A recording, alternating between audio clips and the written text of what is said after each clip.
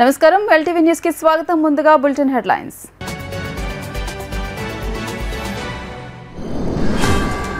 సామాజిక సాధికార మహాసభ route map ను పరిశీలించిన ఎంపీ విజయసాయిరెడ్డి రానున్న ఎన్నికల్లో లోకేష్ ఓడిపోతాడు చిరంజీవి గెలుస్తాడని జోస్యం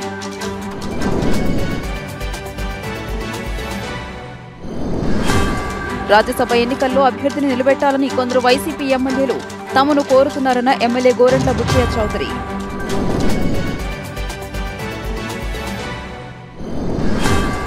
పట్టణ గ్రామీణ ప్రాంతాల్లో ఉన్న క్రీడాకారులు జాతీయ స్థాయిలో పేరు సంపాదించాలనేదే ప్రభుత్వ లక్ష్యమన్న మంగళగిరి ఇన్ఛార్జ్ గంధి చిరంజీవి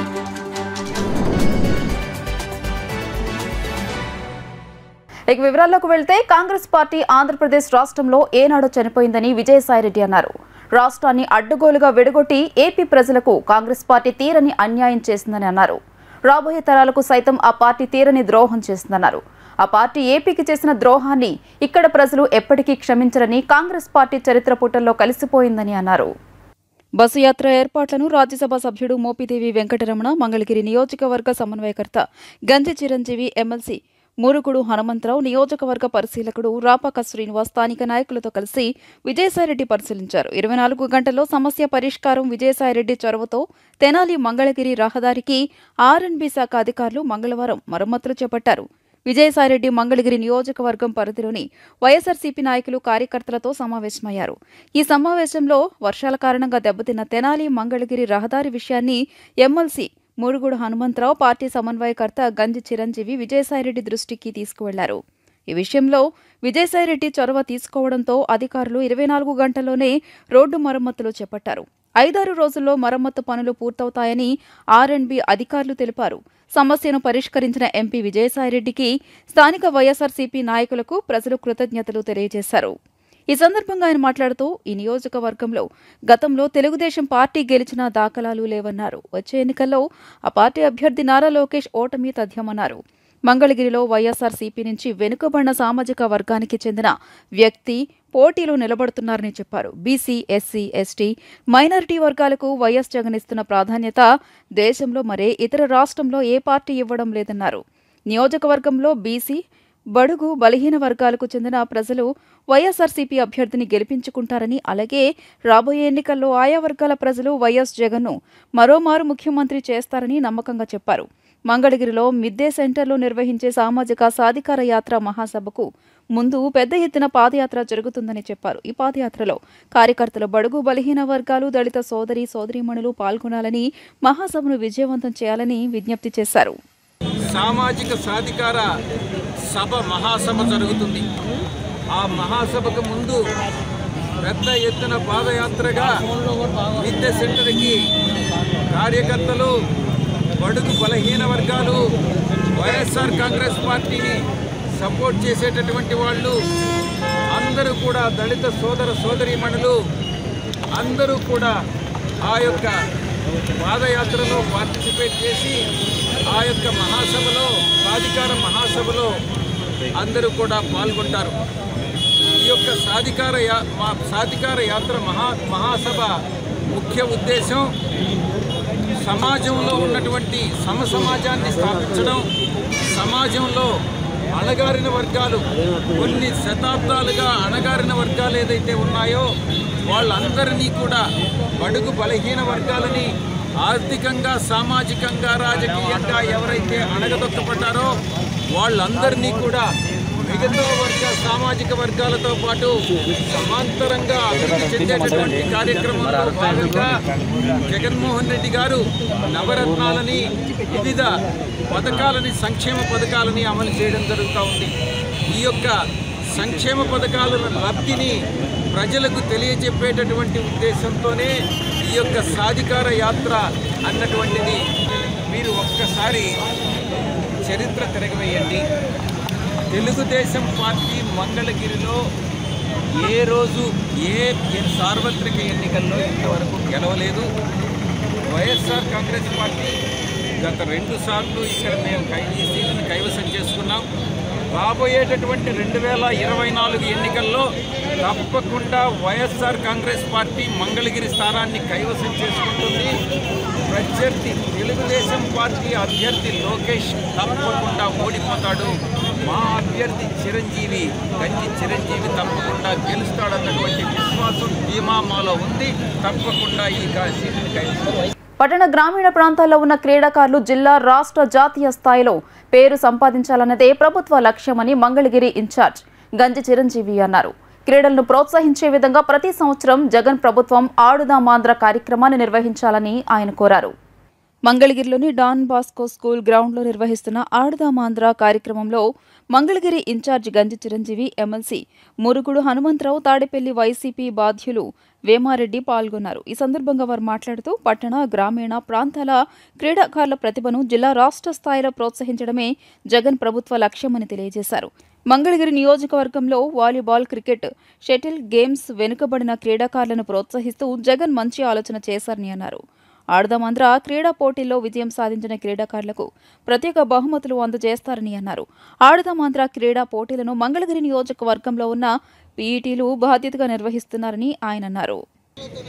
గ్రామీణ స్థాయి నుంచి నిరాదరణకి గురవుతున్న ఆటగాళ్ళందరినీ కూడా ప్రోత్సహిస్తూ మరి మండల స్థాయి, నియోజకవర్గ స్థాయి, జిల్లా స్థాయి, రాష్ట్ర స్థాయి, జాతీయ స్థాయిలో పేరు ప్రఖ్యాత సంపాదించుకునే విధంగా పేద కుటుంబాలు పుట్టిన ఆటగాళ్ళందరినీ కూడా ప్రోత్సహిస్తూ నగదు బహుమతి ఇస్తూ ఈరోజు ఇంతటి భారీ కార్యక్రమాన్ని ఏర్పాటు చేయటం నిజంగా వైఎస్ జగన్మోహన్ రెడ్డి గారు క్రీడలకు అందిస్తున్న ప్రోత్సాహం ప్రతి ఒక్కరూ అర్థం చేసుకొని వినియోగించుకోవాలి. ఈ స్కూల్లో మన మంగళగిరి కాన్స్టిట్యుయెన్సీ లెవెల్లో వాలీబాల్, క్రికెట్ మరియు షటిల్ బ్యాడ్మింటన్ అనే గేములు జరుగుతున్నాయి. ఇది కాన్స్టిట్యుయెన్సీ లెవెల్లో జరిగే ఈ గేములు గెలుపొందిన వాళ్ళు జిల్లా స్థాయికి వెళ్తారు. అక్కడ గెలిచిన వాళ్ళు మళ్ళా స్టేట్ లెవెల్కి వెళ్ళడం జరుగుతుంది. ఇది బ్రహ్మాండమైన ప్రాసెస్. ముఖ్యమంత్రి గారికి బ్రహ్మాండమైన ఆలోచన ఇది. రాజ్యసభ ఎన్నికల్లో అభ్యర్థిని నిలబెట్టాలని కొందరు వైసీపీ ఎమ్మెల్యేలు తమను కోరుతున్నారని టీడీపీ ఎమ్మెల్యే గోరంట్ల బుచ్చయ్య చౌదరి తెలియజేశారు. అభ్యర్థిని నిలబెడితే ఓటేసి గెలిపిస్తామని 50 మంది ఎమ్మెల్యేలు సంప్రదిస్తున్నారని చెప్పారు. జగన్ పాలనలో సామాజిక న్యాయం ఎక్కడ ఉంది అని ప్రశ్నించారు. అమరావతిలోని టీడీపీ కేంద్ర కార్యాలయంలో నిర్వహించిన పరిటాల రవి వర్ధంతి కార్యక్రమంలో టీడీపీ ఎమ్మెల్యే గోరంట్ల బుచ్చయ్య చౌదరి పాల్గొని మాట్లాడారు. సీఎం జగన్ కి ఓటమి భయం పట్టుకుందని తెలిపారు. అందుకే మాజీ మంత్రి గంటా శ్రీనివాసరావు రాజీనామాను ఇప్పుడు ఆమోదింపచేశారని అన్నారు. వాస్తవానికి గంటా శ్రీనివాసరావు 3 ఏళ్ల కిందట 2021 ఫిబ్రవరి 12న రాజీనామా చేస్తే అసెంబ్లీ ఎన్నికలకు 3 నెలల ముందు రాజీనామాను స్పీకర్ ఆమోదించారని దుయ్యబట్టారు.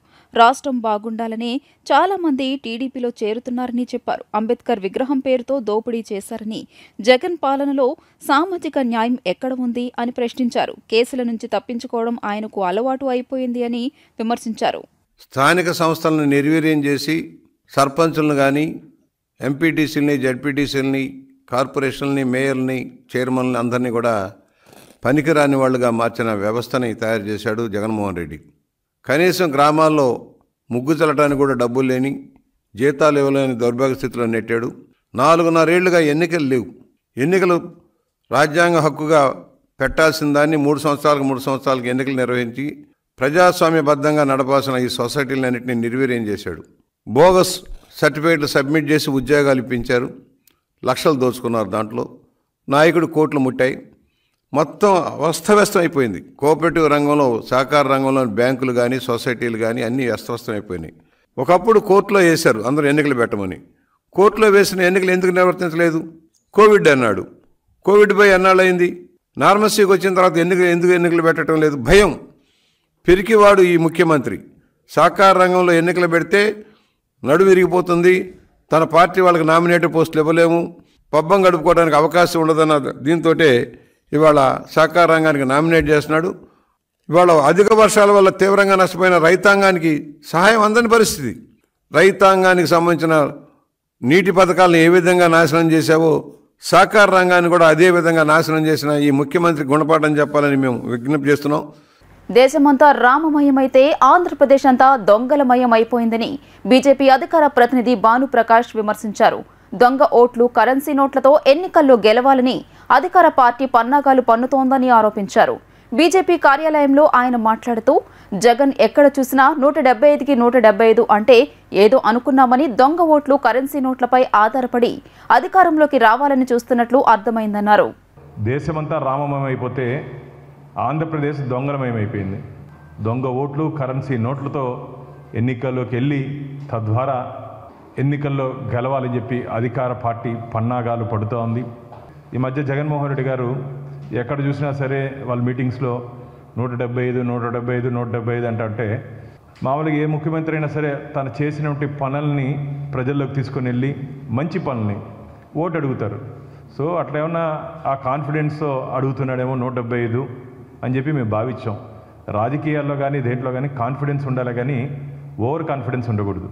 ఇప్పుడు అర్థమవుతుంది, కేవలం దొంగ ఓట్ల మీద ఆధారపడి కరెన్సీ నోట్ల మీద ఆధారపడి తిరిగి అధికారంలోకి రావాలని చెప్పి జగన్మోహన్ రెడ్డి గారు ప్రయత్నం చేస్తున్నారు. తిరుపతి బై ఎలక్షన్స్లో దొంగ ఓట్లు ప్రక్రియలో భాగంగా ఎపిక్ కార్డ్స్ ఈఆర్ఓ వెబ్సైట్ నుంచి దాదాపు 34,000 పైచిలకు ఎపిక్ కార్డ్స్ని డౌన్లోడ్ చేసుకోవడం జరిగింది.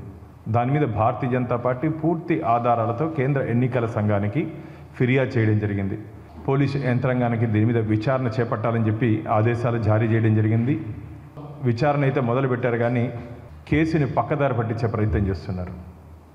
పోలీసు యంత్రాంగాన్ని ప్రశ్నిస్తున్నా, ఇంకా ఎంతకాలం మీద అధికార పార్టీని భుజాల మోస్తారు మీరు? మేము దీని మీద తిరుపతి ఎస్పీ గారికి కలిసి ఫిర్యాదు చేయడం జరిగింది. అసలు నిందితుల్ని తప్పించడానికి పోలీసు యంత్రాంగం ప్రయత్నం చేస్తుంది. నిష్పక్షపాతంగా విచారణ జరిపించండి. ఎందుకంటే దీంట్లో 20% ప్రభుత్వ అధికారులు ఉంటే 80% రాజకీయ నాయకుల హస్తం ఉంది. ఆంధ్రప్రదేశ్లో అన్ని ప్రాంతాలని, శ్రీకాకుళం నుంచి కుప్పం వరకు అన్ని ప్రాంతాల్లో దొంగ ఓట్ల మీద ఆధారపడి ఎన్నికల్లో గెలవాలనుకుంటున్నారు. దీని మీద భారతీయ జనతా పార్టీ ప్రశ్నిస్తూ ఉంది. మీరు ఎందుకు రాజకీయ నాయకులను తప్పించే ప్రయత్నం చేస్తున్నారు? ఈరోజు అధికార పార్టీలో అందరూ దొంగలేని చెప్పి ప్రజలు భావిస్తున్నారు. ఇది మేము ప్రతిపక్ష పార్టీగా మేము మాట్లాడట్లే. ఒక్కసారి ప్రజల్లోకి వచ్చి అధికార పార్టీ సర్వే చేస్తే తెలుస్తుంది. ముఖ్యమంత్రి గారు కానీ తన పనితీరు మీద సర్వే చేసుకుంటే పాస్ మార్కులు కూడా రావు. కాబట్టి ఈ దొంగ ఓట్లని నమ్ముకుని జగన్మోహన్ రెడ్డి గారు ఎన్నికల్లోకి వెళ్ళాలనుకుంటున్నారు. దొంగ ఓట్ని అడ్డుకుంటామని చెప్పి భారతీయ జనతా పార్టీ రాష్ట్ర ముఖ్యమంత్రిని హెచ్చరిస్తూ ఉంది. వైసీపీ పాలనలో అరాచకానికి అఘాయిత్యాలకు బలైన బాధితులే వచ్చే ఎన్నికల్లో టీడీపీ స్టార్ క్యాంపెయినర్లని ఆ పార్టీకి చెందిన మాజీ మంత్రి నక్కా ఆనందబాబు వ్యాఖ్యానించారు. జగన్ రాక్షస పాలనలో ప్రాణాలు కోల్పోయిన దళిత మైనారిటీ బిడ్డలే స్టార్ క్యాంపెయినర్లు అవుతారని సందర్భంగా పేర్కొన్నారు. మంగళవారం టీడీపీ పార్టీ కేంద్ర కార్యాలయంలో నక్కా ఆనందబాబు విలేకరులతో మాట్లాడారు. టీడీపీ తరపున స్టార్ క్యాంపెయినర్లని సీఎం జగన్ రెడ్డి ఎవరెవరి పేర్లో చదువుతున్నారు? వారెవరూ కాదు. వైసీపీ దుర్మార్గ పాలనలో ప్రాణాలు కోల్పోయిన డాక్టర్ సుధాకర్, రైలు పట్టాలపై తాళ్లతో కట్టేసుకుని ఆత్మహత్య చేసుకున్న అబ్దుల్ సలాం కుటుంబం, పోలీస్ స్టేషన్లో శిరోముండనానికి గురైన వరప్రసాద్, వైసీపీ ఎమ్మెల్సీ చేతిలో హత్యకు గురై ఇంటికి డోర్ డెలివరీ అయిన సుబ్రహ్మణ్యం, అంగన్వాడీ వర్కర్లు, నిరుద్యోగులు, వంచనకు గురైన రైతులు, ఉద్యోగాలు రాని నిరుద్యోగులు, దగాపడ్డ దళితులు, బడుగు బలహీన వర్గాల వారు వీళ్లే మా స్టార్ క్యాంపెయినర్లు. వైసీపీ అరాచక పాలనకు సమాధి కట్టడానికి మాకు వీళ్లు చాలు అని ఆయన అన్నారు. ఇవాళ బటన్ నొక్కితే నేరుగా మహిళల అకౌంట్లోకి కాదు డబ్బులు పోయేది, నేరుగా వస్తాయి మీ అకౌంట్లోకి అని చెప్తా ఉన్నాడు. వీళ్ళ జేబుల్లోకి వెళ్తూ ఉన్నాయి, వీళ్ళ ప్యాలెస్లకు వెళ్తూ ఉన్నాయి. 5 ఏళ్ల పాలనలో లక్షలాది మంది మహిళల కన్నీటికి కారణం ఎవరో? మద్యపాన నిషేధం దశల వారీగా చేస్తానని చెప్పి ఈ రాష్ట్రంలో మద్యం వ్యాపారం చేస్తుంది ముఖ్యమంత్రి కాదా?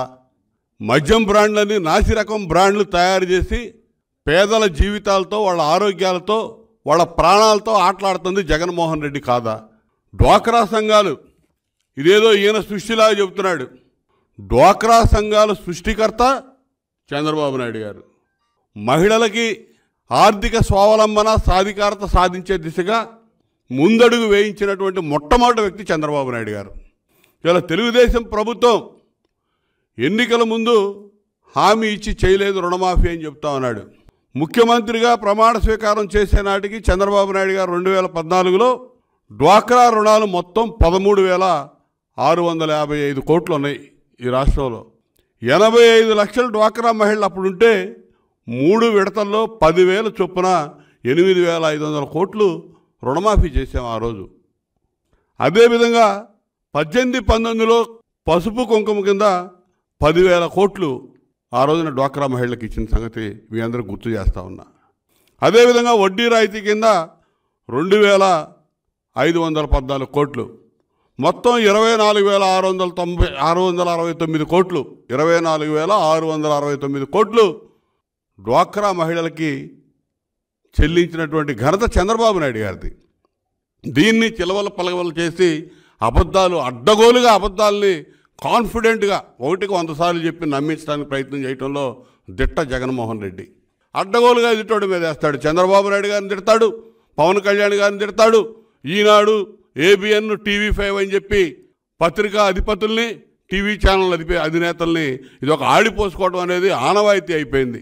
ఇవాళ ఏదో మొత్తం ఈ రాష్ట్రంలో ఇతనే చేసినట్టు, అసలు ఇతనితోటే డ్వాక్రా సంఘాలు వచ్చినట్టు, పెన్షన్లు ఈయన ఇస్తున్నట్టు, ఎప్పుడు అంతకుముందు రుణమాఫీ, రైతులకు ఏ బేలు జరగనట్టు, ఇతను ఇళ్ల పట్టాలు ఈయన ఇచ్చినట్టు, ఇళ్ల స్థలాలు ఇళ్ళు కట్టించింది ఈయనలాగా ఎవడో చేయనట్టు ముఖ్యమంత్రి మాట్లాడుతూ ఉన్నాడు.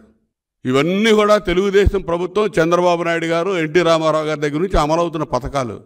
కోట్ల మంది డ్వాక్రా రుణాలు తీసుకునేటువంటి మహిళలు, 60 లక్షల పెన్షనర్లు, ఇళ్ల స్థలాలు ఇళ్ల పట్టాలు తీసుకున్న 30 లక్షల మంది మహిళలు, వీళ్ళందరూ స్టార్ క్యాంపెయినర్లు అంట ఈయన ప్రభుత్వానికి రేపు ఎన్నికల్లో. సిగ్గుండాలి. వాళ్ళు కాదు, ఇంకా ఉన్నారు నీకు స్టార్ క్యాంపెయినర్లు. నీ దెబ్బకి అడ్డగోలుగా అక్రమ కేసులు బనాయించబడి జైల్లోకి వెళ్ళినోళ్ళు, నువ్వు అధికారంలో తీసుకురావడానికి శ్రమించి, అహోరాత్రులు శ్రమించి 180% పైన ఓట్లేసి అధికార పీఠం మీద కూర్చోబెట్టినటువంటి దళితులు దాదాపు 300 మందిని నువ్వు ఊతకోత కోపించావు. వాళ్ళందరూ స్టార్ క్యాంపెయినర్లుగా ఉండబోతా ఉన్నారు. నువ్వు తయారు చేసిన మద్యంతో మరణించినటువంటి దీర్ఘకాలిక జబ్బులు పాలైనటువంటి కుటుంబాలన్నీ నీకు స్టార్ క్యాంపెయిన్లే, లక్షలాది కుటుంబాలు. నీ అవినీతి అక్రమాల చిట్టా గురించి చెప్పడానికి స్టార్ క్యాంపెయిన్లో లక్షలాది మంది రెడీగా ఉన్నారు, గుర్తుపెట్టుకోమని చెప్పి నేను చెప్తా ఉన్నా. నీ పార్టీ నుంచి బయటకు వచ్చిన వాళ్ళు, వస్తున్న వాళ్ళు, ఎంపీలు, ఎమ్మెల్యేలు, వాళ్ళందరూ నీకు స్టార్ క్యాంపెయిన్లుగా నిలబడబోతా ఉన్నారు. జాతీయ బాలికల దినోత్సవం సందర్భంగా బాలికల సమక్షంలో గంజి చిరంజీవి, మురుగుడు హనుమంతరావు కేక్ కట్ చేసి పిల్లలకు శుభాకాంక్షలు తెలియజేశారు. Mangalagiri viewers colony high school ప్రాంగణంలో జాతీయ బాలికల దినోత్సవం కార్యక్రమాన్ని నిర్వహించారు. జాతీయ బాలికల దినోత్సవం సందర్భంగా ముఖ్య అతిథులుగా వైసీపీ మంగళగిరి ఇన్ఛార్జ్ గంజి చిరంజీవి, ఎమ్మెల్సీ మురుగుడు హనుమంతరావు పాల్గొన్నారు. ఈ సందర్భంగా ఆయన మాట్లాడుతూ స్త్రీని గౌరవించే సాంప్రదాయం భారతదేశంలో ఉందని అన్నారు. మహిళలకు సమాన హక్కు కల్పిస్తూ స్త్రీలకు రక్షణగా జగన్మోహన్ రెడ్డి ప్రభుత్వం దిశ చట్టాన్ని అమలు చేసిందని అన్నారు. మాజీ ప్రధాని ఇందిరాగాంధీ మొదటిసారి ప్రమాణ స్వీకారం చేసిన రోజు జనవరి 24 మహిళలను గౌరవించే విధంగా 2008లో జనవరి 24న బాలికల దినోత్సవంగా ప్రకటించడం జరిగిందని, తల్లిదండ్రులు మగ ఆడ అని తేడా లేకుండా పిల్లలను సమానంగా చూడాలని తెలియజేశారు. భారతదేశంలో స్త్రీని గౌరవించే సాంప్రదాయం, ఆడవాళ్ళని అత్యున్నతమైన స్థానంలో కూర్చోబెట్టే సాంప్రదాయం భారతదేశంలో ఉంది. మరి 2008 జనవరి 24న మాజీ ప్రధాని ఉక్కు మనిషి ఇందిరాగాంధీ గారు మొట్టమొదటిసారిగా ప్రమాణ స్వీకారం చేసిన రోజు జనవరి 24. ఆ సందర్భంగా జాతీయ బాలికల దినోత్సవాన్ని ప్రకటించడం, బాలికల్ని చిన్న వయసులోనే అనేక ఆకృతులు వాళ్ళ మీద సమాజంలో ఉన్న మృగాలు చేస్తున్న తీరుని ప్రజలకు అవగాహన కలిగించడం, గర్భంలో ఉండగానే బాలికలని అమానుష్యంగా చంపేస్తున్న సమాజానికి నీ తల్లి ఒక మహిళ అనేది చూపించే విధంగా ఈ భారతదేశంలో ఉన్న పౌరుల్ని అవగాహన కలిగిస్తూ బాలికల దినోత్సవం సందర్భంగా మేము కోరుకునేది ఒకటే, గౌరవ ముఖ్యమంత్రి వైఎస్ జగన్మోహన్ రెడ్డి గారు ప్రత్యేకంగా ఆంధ్ర రాష్ట్రంలో ఉన్న బాలికలందరినీ రక్షించాలి. ఎటువంటి ఇబ్బందులు, ఎటువంటి సమస్యలు, ఎటువంటి పరిస్థితులు వచ్చినా కూడా ప్రభుత్వం చట్టం అండగా ఉండే విధంగా ఆదర్శవంతమైన దిశ చట్టాన్ని తీసుకొచ్చి దేశానికి ఒక ఉన్నతమైన మహిళా రక్షణ చట్టంగా తీసుకొచ్చారు. అనేక పథకాలలో చిన్నారులకి ట్యాబులు ఇవ్వటం, సైకిళ్ళు ఇవ్వటం, అనేక రకాలుగా పిల్లలని, బాలికలని ఉన్నతంగా తీర్చిదిద్దడంలో గౌరవ ముఖ్యమంత్రి వైఎస్ జగన్మోహన్ రెడ్డి గారు తీస్తున్న సర్వీసును కూడా ఈ సందర్భంగా పిల్లలందరికీ తెలియజేయడం జరిగింది. తల్లిదండ్రులందరూ ఒకటే గుర్తుపెట్టుకోండి, వివక్షత లేకుండా మగపిల్లలైనా ఆడపిల్లలైనా సమానమే అనే విధంగా మీరు పెంచవలసిన బాధ్యత ఉంది. సమాజానికి మెసేజ్ ఇవ్వాల్సిన బాధ్యత ఉంది. ఈ బాలికల దినోత్సవం రోజైనా మీ అందరినీ నేను కోరుకునేది, ఎటువంటి వివక్షత లేకుండా బిడ్డలందరినీ సమానంగా చూడండి. వాళ్ళ ఉన్నతంగా ఎదుగుదలకి మీరందరూ సహకరించాలని ఈ సందర్భం కోరుకుంటున్నాను. వార్తలు ముగించే ముందు హెడ్లైన్స్ మరోసారి.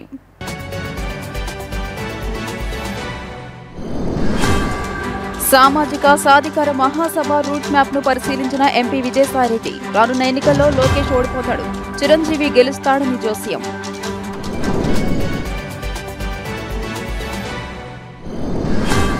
రాజ్యసభ ఎన్నికల్లో అభ్యర్థిని నిలబెట్టాలని కొందరు వైసీపీ ఎమ్మెల్యేలు తమను కోరుతున్నారన్న ఎమ్మెల్యే గోరంట్ల బుచ్చయ్య చౌదరి.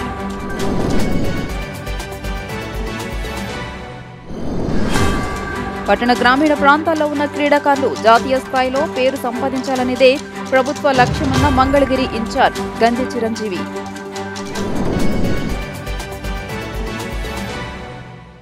ఈ వార్తలు ఇంతటితో సమాప్తం. నమస్కారం.